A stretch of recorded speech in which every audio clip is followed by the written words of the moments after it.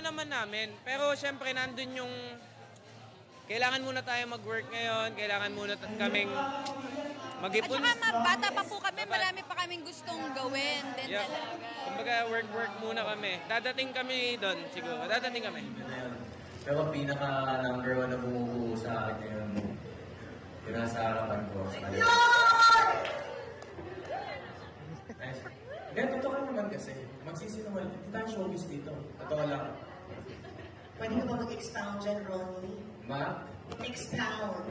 Bakit si Loisa? Bakit si Loisa? Kasi,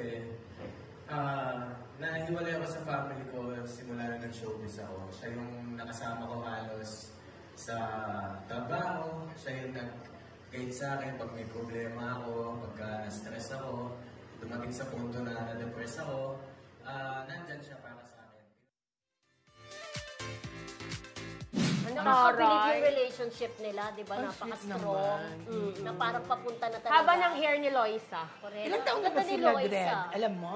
Parang nasa 20, early 20s. Feeling ko mga kaedad ko lang din sabihin yung relasyon nila. Medyo matagal-tagal na rin. Siguro mga nasa 3 to 4 years. Yes, if I'm 3 to not 4 mistaken, years. ha? Oo. At sabi nga ni Ronnie, parang nakikita niya na talaga na si Loisa ang mga kasama niya. Wow! Although hindi pa sila nagpaplanong magpakasal, syempre, sayang naman yung opportunity, di ba? Kasama Pero parang sila. ang aga pa ta nung ikakasal din sila. Oo, masyado maaga. Too early. Oo. Saka bagets pa naman silang dalawa. Ang ganda ni Loisa, nagandaan ako sa kanya, di ba nandun tayo sa press con ng Correct. ng teleserye nila.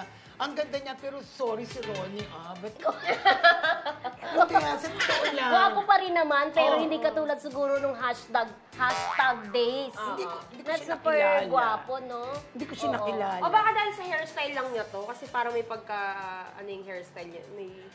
Oo nga. Tsaka Siguro parang sa hairstyle hindi bumagay. Pero Shade, basta oo. maganda si Loisa. Si Ronnie, nung time na yon ewan ko lang. Hindi, siguro that time, kaya siguro naka-shades kasi parang haggard, baka puyat. Eh, di ba pagkapuyat tayo, di ba? Parang At saka nag-iiba maganda yung si itsura Loisa, natin. isa yun sa mga yung natural na mukha sa showbiz. Truly. Yung talagang sinasabi niya na wala daw retoke sa mukha niya. Oo.